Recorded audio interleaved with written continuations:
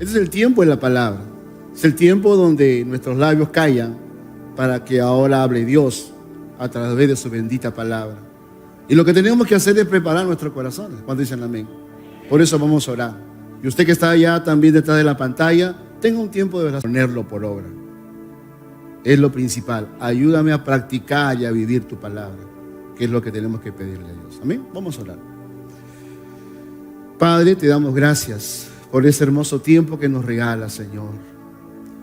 Te hemos adorado, hemos exaltado tu nombre, hemos glorificado tu nombre, Señor, pero ahora nuestros labios callan para escucharte, Padre. Por eso, amado Señor, te pedimos y te rogamos que prepare nuestra mente, nuestro corazón. Deseamos que tu bendita palabra, aquella que va a ser derramada del cielo, sea impregnada en nuestro corazón y dé su fruto al 30, al 60 y al 100 por uno. Señor, no solamente quiero ser un oidor de la palabra, hazme un hacedor de la palabra.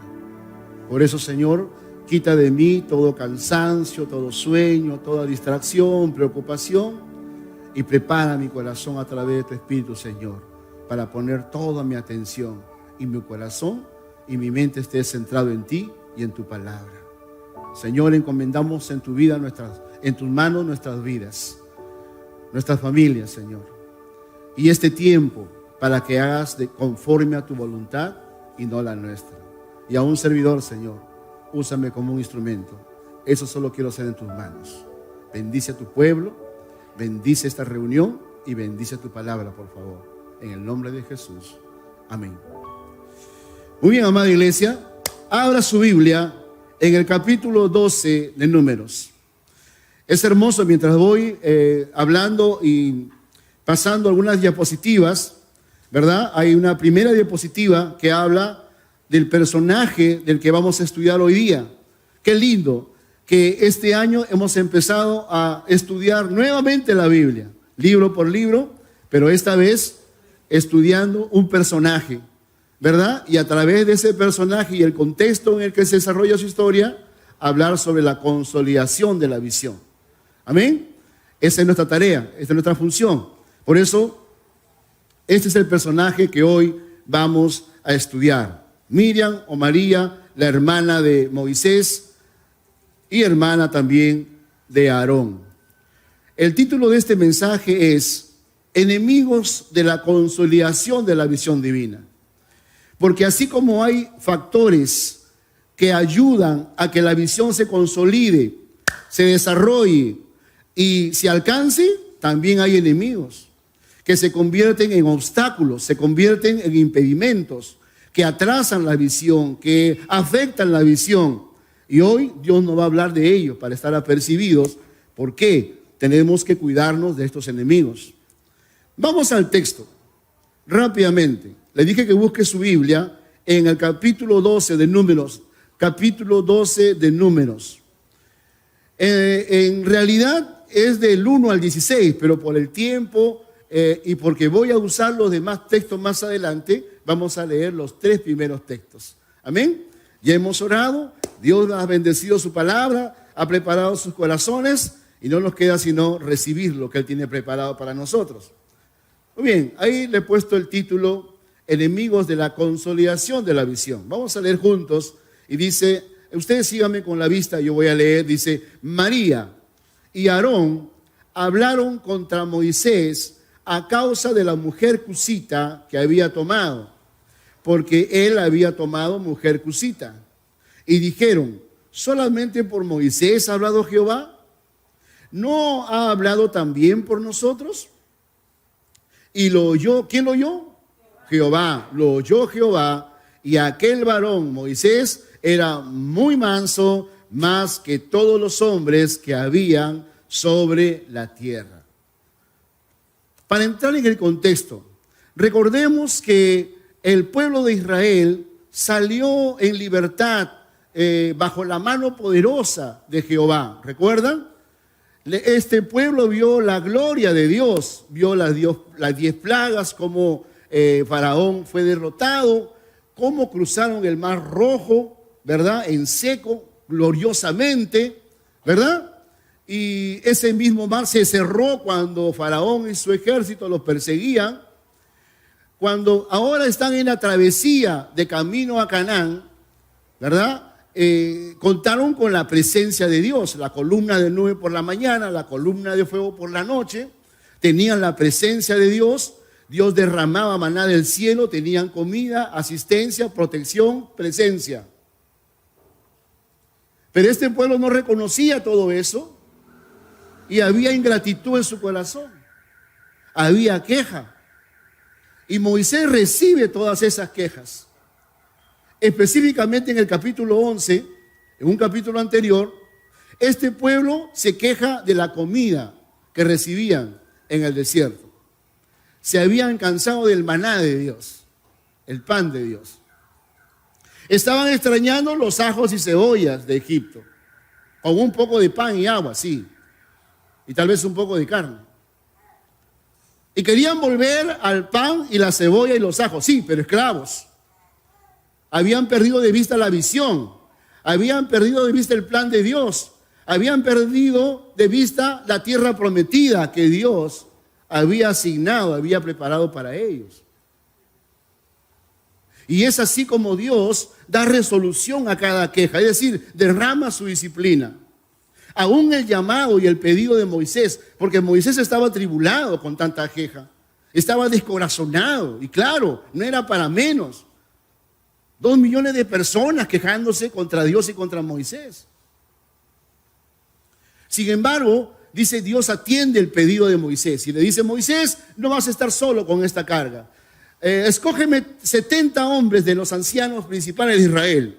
Yo voy a ponerle tu espíritu. Ellos van a profetizar contigo, por ti, y te van a ayudar. No vas a llevar la carga sola. Y entonces Dios, una vez más repito, ordenó cada cosa, derramó su justicia, disciplina, ¿verdad? Llamó a los 70 y al final a la luz pública de todo el pueblo. Y cuando alguien ha mirado eso de parte de Dios, uno puede decir: wow, ¿quién se va a atrever ahora a murmurar contra Dios o contra la visión o contra el visionario? Nadie. Pero ¿sabes qué pasó? Vamos al capítulo 12 y tristemente, ya no es el pueblo, son los hermanos de Moisés. Y entre ellos María, que es el personaje que vamos a estudiar hoy.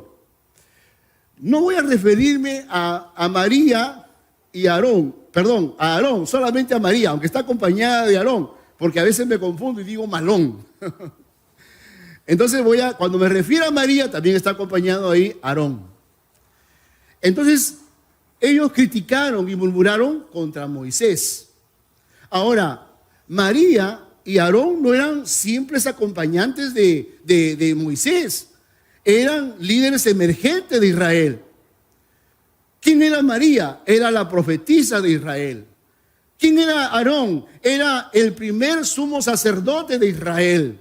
De él descendería la casta sacerdotal de Israel. Tenían privilegios, tenían honores, tenían posición, tenían liderazgo. No había ningún motivo para que se rebelen y se levanten contra su hermano. Pero eso pasó en el capítulo 12 y quiero decirle algo. Una cosa es que alguien se levante contra un amigo, un conocido o un visitante. Al final, la Biblia enseña que nadie debería levantarse ni rebelarse contra nadie. Y eso lo vamos a ver más adelante. Pero una cosa es que alguien se levante contra un amigo, contra un conocido. Pero levantarse contra el siervo del Señor, el visionario de Dios, el escogido de Jehová, eso era serio, era difícil. Ahora volteemos. Vamos a voltear la moneda. Una cosa es que alguien reciba la murmuración y la queja y se levante, ¿verdad? Contra uno, alguien de fuera de casa, un conocido, un compañero, de fuera de mi familia.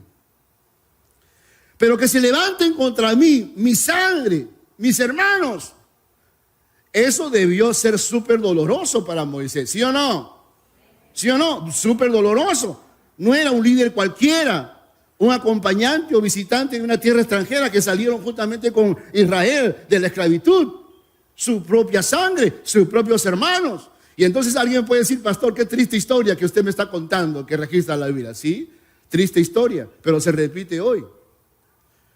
Cuando abrimos las primeras páginas de los diarios y prendemos la televisión, ¿qué vemos? A veces no vemos hermanos encontrados entre sí, matándose unos a otros, peleándose por una propiedad. ¿Acaso no vemos hijos ingratos y rebeldes que critican a sus padres y a esos ancianitos los desalojan de su propiedad y de su casa para mandarlo a un asilo? No, todavía esa historia se sigue repitiendo hoy en día. Por eso hoy vamos a aprender lecciones de vida a través de este tema que he escogido de enemigos de la visión. Vamos a aprender lecciones de vida que les va a ayudar mucho para su familia, para el ministerio, la visión de la iglesia. De ahí en adelante ocurren una serie de circunstancias que quiero enumerarlas. Quiero enumerarlas para extraer identificar a los enemigos y de esa manera tener las lecciones que hoy Dios quiere darnos a todos. ¿Cuántos dicen amén? Y pongan mucha atención. Primer enemigo, rápidamente. Ahí está en la pantalla. No entender los principios de la visión. No entender los principios de la visión. Escuchen, hermanos. Escogí este texto antes que la mujer cusita para explicar por qué. Voy a explicar por qué. Cuando María y Aarón critican y murmuran de Moisés, yo creo que la mujer cusita era una excusa, porque había un motivo subalterno y más importante que el primero, que era este. Porque esta expresión, que solamente por Moisés ha hablado Jehová, no también ha hablado por nosotros, esa expresión revelaba el centro del problema. ¿Sabe por qué? Porque esa expresión estaba revelando qué había en el corazón de su hermana María y Aarón. Había celos, había envidia, había egoísmo, había orgullo, había vanagloria, reconocimiento, querer reconocimiento, hambre de posición. Porque tal vez ellos miraron, porque fue público, que Jehová había ordenado a Moisés, escógeme 70, les voy a poner de tu espíritu, van a profetizar por ti y te van a ayudar. Y entonces ellos se sintieron relegados y dijeron, ¿qué, Señor? ¿Y qué de nosotros, Moisés? ¿Que no contamos para Jehová? ¿No contamos para ti? Claro que sí. No lo busque, pero apunte si quiere apuntar. En Miqueas 6:4 dice el Señor: yo, Israel, te redimí de Egipto y envié delante de ti a 3 personas, Moisés, Aarón y María. Estaban escogidos por Dios, eran el equipo de la visión. No había por qué rebelarse contra nadie, ni menos contra el visionario que era Moisés. Pero así es el corazón. Engañoso es el corazón. Y entonces María y Aarón no entendieron los principios de la visión. Principio de la visión. Quiero centrarme un poco aquí. ¿Qué es un principio? Un principio es la fuente, es donde se origina algo, es el fundamento, es la primera causa en la cual se origina algo o procede algo. Por ejemplo, de los principios nace la ideología. Y por eso los partidos políticos tienen su ideología política y su forma de ver el mundo y la sociedad y la conducta que ellos tienen. De los principios nacen también las religiones, de los principios nace la ciencia, la matemática, la física, la economía. Y se fundamentan la ciencia en los principios. Y tienen sus formas y sus conductas y sus seguidores. Vale decir, del conjunto de los principios, de ellos, rige nuestra conducta. En el ámbito familiar, laboral, eclesial, donde quiera que usted desee. Y cuando no se entienden estos principios, entonces los hijos se van a seguir rebelándose contra los padres. Los trabajadores se van a seguir rebelándose contra los empleadores. Los ciudadanos contra los gobernantes. Y muchas veces los creyentes contra las autoridades espirituales. ¿Por qué? Porque cuando vamos a la Biblia, Ella está llena de principios. Y voy a extraer una. Hay varios principios. Principios de autoridad que voy a tocar ahora. Principios de santidad, de integridad, de fidelidad, y podemos seguir. Pero por el tiempo, principios de autoridad. Y cuando vamos al fundamento, que es nuestra palabra, nos enseña estos principios que van a regir nuestra conducta cristiana. ¿Cuántos dicen amén? No es de tu papá, ni de la sociedad, ni del amigo. Está regida por la palabra de Dios, los principios que ahí están registrados. Entonces la Biblia, para no hacer muy larga esta explicación, de la Biblia registra, la Biblia enseña que Dios es la máxima autoridad del universo. Y de Él emana toda autoridad en los cielos, en la tierra y debajo de la tierra. ¿Cuántos pueden decir amén? Y cuando uno no conoce esto, dale un aplauso al Señor. Si quiere hacerlo, déle con todo el corazón. Y cuando uno no conoce, no entiende estos principios como Aarón y María, entonces cae en el error, en el enemigo número uno de la visión, de tu vida, de la familia, del principio de autoridad. Y por eso los hijos se rebelan contra los padres. No los honran, van contra ellos. Ahí está la televisión. Porque estos principios no fueron enseñados, no fueron impregnados en su corazón. Y así se siguen rebelando contra las autoridades. Hay muchos versículos que hablan sobre este principio, pero uno, por lo menos uno. No lo busque por el tiempo, escríbalo. Romanos 13, 1, 2. ¿Qué dice ese versículo? Ese texto dice: sométase toda persona a la autoridad superior, porque no hay autoridad sino la que ha sido establecida por Dios. Y el que se resiste a la autoridad, entonces se resiste a lo establecido por Dios. Y aquel que se resiste a lo establecido por Dios acarrea condenación. Más claro no puede ser. ¿Estamos de acuerdo? Más claro no puede ser. Son los principios de autoridad. Dios nos los dejó registrar en la Biblia para tu bendición y para mi bendición. ¿Por qué? Porque cuando uno respeta la autoridad, cuando uno reconoce la autoridad, cuando uno obedece a la autoridad y se sujeta a la autoridad, hay bendición. Y cuando uno hace lo contrario, hay condenación. ¿Estamos de acuerdo? Por eso es importante estos principios. Principio de autoridad. María tenía que sujetarse y reconocer a Moisés como el visionario. Y por lo tanto, había que sujetarse y obedecer a esa autoridad.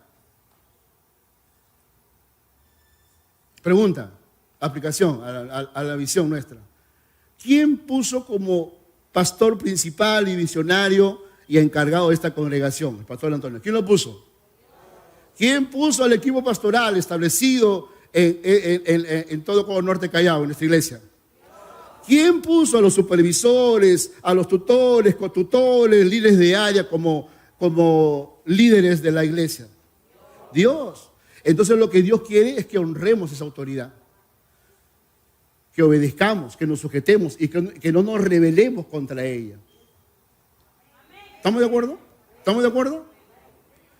Después de 1500 años aparece Jesús y nos enseña sobre estos principios, más sobre estos principios, y nos dice: yo no he venido a ser servido, sino he venido a servir y a dar mi vida en rescate por muchos. El que quiere ser grande y el primero en mi reino, será el último y el servidor de todos. ¿Quién es el mayor y el más grande? ¿El que se sienta a la mesa para ser servido o el que sirve a la mesa? No es el que se sienta a la mesa, pero yo he venido para servir la mesa. Por eso el que quiera ser primero y grande en mi reino, será el último y el servidor de todos. ¿Cuántos pueden decir amén? Principios. Principios. Eso va a traer bendición a nuestra vida. Cuando los hijos respetan a los padres, se sujetan a ellos. Cuando los trabajadores se sujetan a su autoridad laboral. Cuando los feligreses, los creyentes se sujetan a su autoridad establecida por Dios, hay bendición. Hay bendición. Si no, acarreamos condenación. Número 2, por el tiempo. Número 2.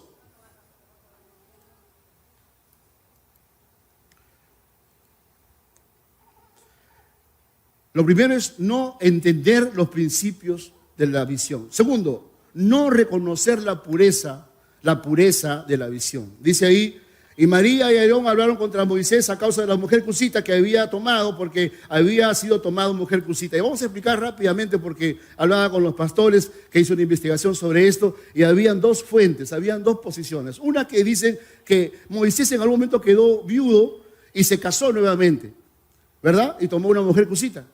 Pero hay otra versión que creo que es la más certera, que es que el padre de Séfora, estaba hablando de Séfora, el padre de Séfora sí fue de la región de Cus, de Etiopía, que eran morenitos, trigueñitos como yo, unos bonitos, y no sé por qué se quejaron contra la cusita. Y entonces por el padre era Séfora, entonces la que está referida aquí. Murmuraron contra ella, contra Moisés. Pero Moisés estaba feliz. Dios había aprobado la relación. En ese tiempo que tomó a Séfora como esposa no estaba claro todavía lo que se estableció después, que no se tome a mujer extranjera, sino una mujer de la misma tierra de Israel. Había amor en su corazón, era feliz, porque le digo algo, el amor no ve tamaño, color, ni color de cabello, ni de ojos. El amor ve el corazón. ¿Cuántos dicen amén? ¿Sí o no le iba? El amor, ¿sí o no, Pati? El amor ve el corazón. ¿Estamos de acuerdo? Entonces no había ninguna razón, pero ¿sabes qué? Hay consecuencias. María murmuró contra su hermano. Murmuró contra su hermano. Y Dios se encendió en ira, dice la palabra de Dios. Y castigó a María, lamentablemente. Su hermano lo llamó a Moisés, a Aarón y a María al tabernáculo. Y después la nube bajó a la puerta, dice el tabernáculo, llamó a Moisés, a María y a Aarón. Y les dijo, ¿ustedes por qué hablaron contra mi siervo? Ustedes que se consideran profetas, les voy a decir algo. A los profetas yo le hablo por visiones, por figuras y por sueños. Pero a mi siervo yo le hablo cara a cara como un amigo porque es mi amigo. Y ustedes debieron tener temor de levantarse y murmurar contra él. La murmuración, hermanos amados, es un pecado que Dios aborrece. Como todo pecado al final, que nos separa de Dios. Pero ese pecado envenena el alma, contamina al otro, enferma la visión, mancha la visión. Pecado. Por eso en Hebreos 12:15 va a decir, mirad bien, no sea que alguno deje de alcanzar la gracia de Dios, que brotando alguna raíz de amargura, dice, os estorbe y muchos se han contaminado. Los estudiosos de la conducta humana han concluido en algo, que hay un denominador común en los que tienen esta debilidad de conducta, ellos para nosotros pecado, que ellos, los que tienen esta debilidad, el pecado, tienen amargura en el corazón. Son infelices, amargados, hay resentimiento, ingratitud. Y quieren ser felices haciendo infeliz a otro. Por eso la murmuración quiere decir hablar en contra de otro a sus espaldas. No está presente, no tiene la oportunidad de defenderse. Y por lo general es el que sale siempre herido, manchado y dañado. Y Dios castigó a María, la llenó de lepra. Y la lepra, déjeme decirle, simboliza el pecado en la Biblia. Por eso la Biblia va a decir sobre la lepra o el pecado de la murmuración, que en el Antiguo y el Nuevo Testamento, pecado. En Levítico va a decir, no andéis chismoseando entre tu pueblo. Santiago 4:11, hermanos, no murmuréis los unos de los otros. No lo hagan, mandamiento. Es pecado, daña a la persona, daña la visión. Como todo pecado, que daña y mancha la visión. ¿Por qué? Porque la visión tiene que ver con ganar almas para Cristo. Es una causa santa. Ganar almas para Cristo, familias completas para Cristo. Por eso hay que diferenciar bien de lo bueno de lo malo, de lo santo de lo profano, lo puro de lo impuro, lo justo de lo injusto, lo bueno de lo malo. Porque aquí no entendemos ni cabe decir el fin justifica los medios. Mentiras, no lo aceptamos. No, los medios sí cuentan para nosotros. No es que alcancemos las metas como sea y como uno quiere, con pecado y así, no. Aquel que me sirva tiene que ser un vaso de honra. Y tiene que ser santo como yo soy santo. Dicen amén. Pureza. No entendieron María y Aarón no entendieron la pureza de la cual hablaba la palabra y ahora la palabra. Tercero, rápidamente, por la hora. No calcularon el precio de la visión. Así como hay un precio que pagamos para alcanzar metas, propósitos y sueños, que hay que ser perseverantes, hay que trabajar mucho, hay que hacer sacrificios, trabajo esforzado, perseverancia, sí. Pero también se paga un precio cuando no se hacen las cosas mal, ¿sí o no? Cuando no se hacen las cosas bien, se paga un precio. Cuando hay un error en tu vida, hay un precio que pagar. Tal vez lo pagan tus hijos, tu esposa, tu familia, tu matrimonio, tu empresa, tu negocio, pero ese error cuenta. Hay un precio, hay un costo que hay que pagar. Por eso le puse este punto. No calcularon el precio de la visión. Primero, la visión se destacó. Voy a rápidamente, usted tiene la vista ahí, por el tiempo no voy a leer los versículos. Dice que primero la visión se estancó. El Señor la apartó a María del campamento 7 días. Y dice, el pueblo paró. ¿Eso qué representa? Que se estancó la visión. Es más, lo más perjudicial y lo más serio y lo más dramático que les ocurrió es que perdieron la presencia de Dios. Dice, la nube se apartó del tabernáculo y se fue. Y nada tiene sentido cuando no hay presencia de Dios. Por eso Moisés en algún momento dijo, Señor, él reconoció eso, Señor, si sin tu presencia no me saques de este lugar. No me muevas un centímetro de este lugar sin tu presencia. Moisés amaba la presencia de Dios. Y la visión se manchó, la visión paró, se estancó. Así es.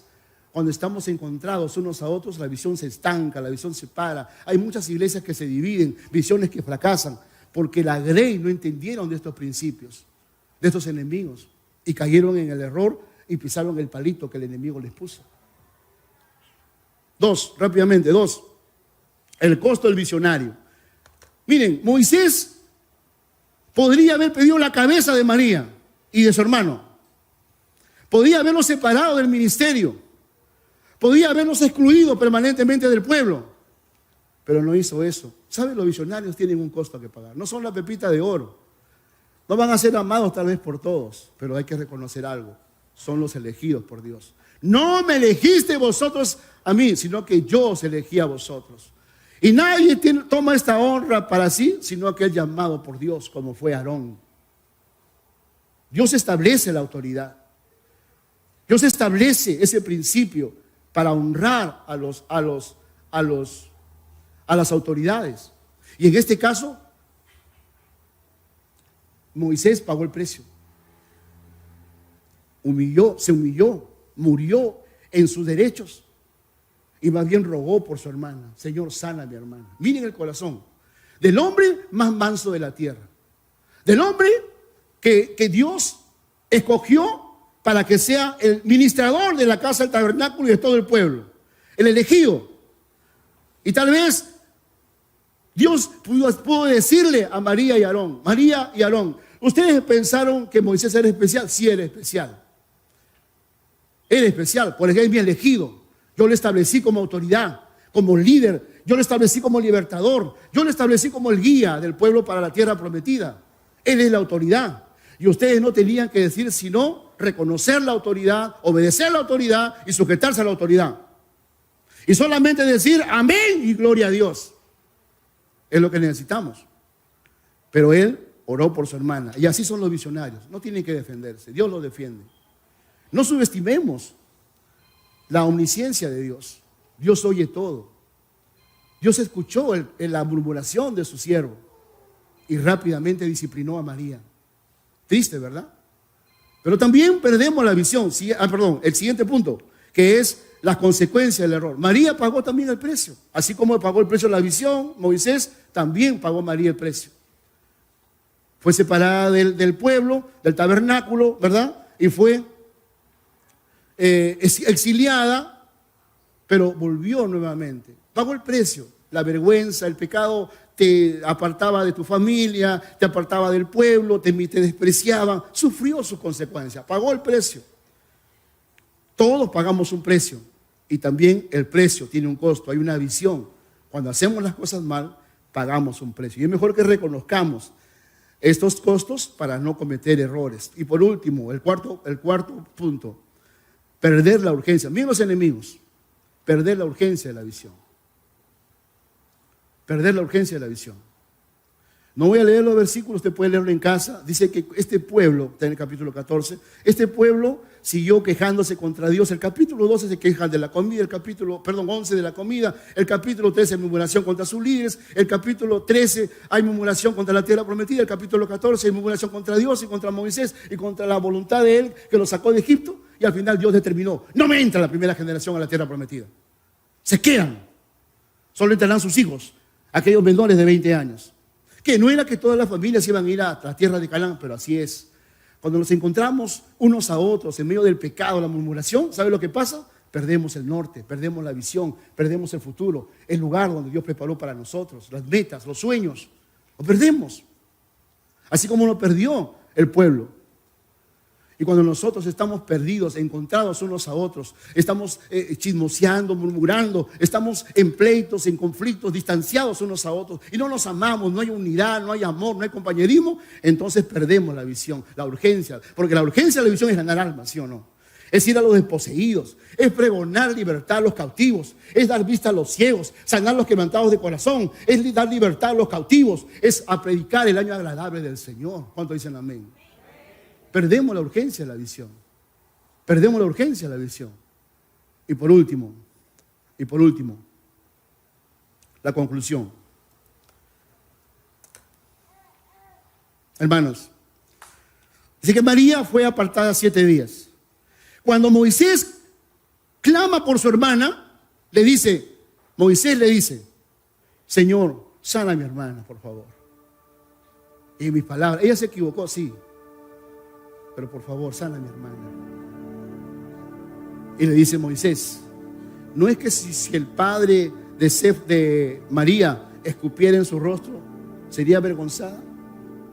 Esa vergüenza dura 7 días. Aparten las 7 días. Aparten las 7 días. Y después que vuelva. Ahora, he querido centrar mi conclusión en este pasaje. María volvió al campamento. Pero mi pregunta fue, ¿qué pasó por la mente de María esos 7 días? Estaba exiliada sola. Su mente estaba activa. Me pregunté qué pensaba María. ¿Y sabes qué creo? Que ella empezó a recordar esos tiempos cuando Moisés era su hermanito menor, que estaba amenazado de muerte por Faraón, porque el decreto era matar a los niños hebreos. Y ella cuidó a su hermanito. Junto con su mamá lo pusieron en un canasto. Hicieron que le recoja la princesa de Egipto. Y había alegría en su país. Recordaba esas cosas probablemente. Y mi hermanito llegó a las manos de la princesa. Y estaba seguro ahora. Pero no solo eso, había más alegría. Cuando llamó a la nodriza, que era su misma madre Jocabé, y dijo, ahora está con mamá. Gracias a Dios. Es verdad, recordó los dolores y sufrimientos de la esclavitud. Sí, es verdad, pero también vio la gloria de Dios. Vio el poder de Dios. Cuando cruzó el Mar Rojo en seco, dice que después de esa victoria, ella tomó el pandero y empezó a danzar y a alabar a Dios con algarabía, porque al fin el sueño de la libertad se había hecho realidad gracias al Dios de los imposibles. Yo creo que en eso pensaba María. ¿Cómo pude hacerle esto a mi hermano? ¿Cómo pude herir su corazón? ¿Cómo pude ir contra su autoridad? Perdóname, Señor. Perdóname. Estos 7 días han servido para aprender esta lección. Perdóname, Señor. Y entonces Dios, que es misericordioso y todo compasivo, derramó perdón en ella. La limpió, la sanó, la restauró y la volvió al pueblo. Para empezar juntos la travesía de camino a Canaán. María puede darnos muchas lecciones sobre la visión. Ella aprendió, con el error aprendió y volvió al pueblo. Y el pueblo empezó a marchar nuevamente con la columna de nube por la mañana y la columna de fuego por la noche. La presencia de Dios se había vuelto. María volvió con su familia, pero para nunca más equivocarse, para amar a su hermano, para reconocerlo como el profeta, como el líder, y para ahora adorar y confiar en Dios, que es su Padre, que nunca falla. Vamos a orar. Padre, te doy gracias. Gracias por cada uno de mis hermanos. Y ahí donde estás, sigue orando, por favor. Sigue orando. Yo quiero referirme a ti ahora. Inclinada a servirse, intercede por lo que voy a hacer. Quiero dirigirme a ti, amado amigo, amada amiga. Tal vez tú no seas en un desierto, esclavizado 400 años. Pero quiero decirte que hay un enemigo que te ha esclavizado, que es el pecado, y te ha convertido en una marioneta del diablo. Y Dios quiere darte libertad. A ti, amigo, amiga. Por eso tú necesitas de Dios. Tú necesitas de la presencia de Dios. Y que Él sane tus heridas y que Él sane tu corazón de todo lo que recibiste en este mundo.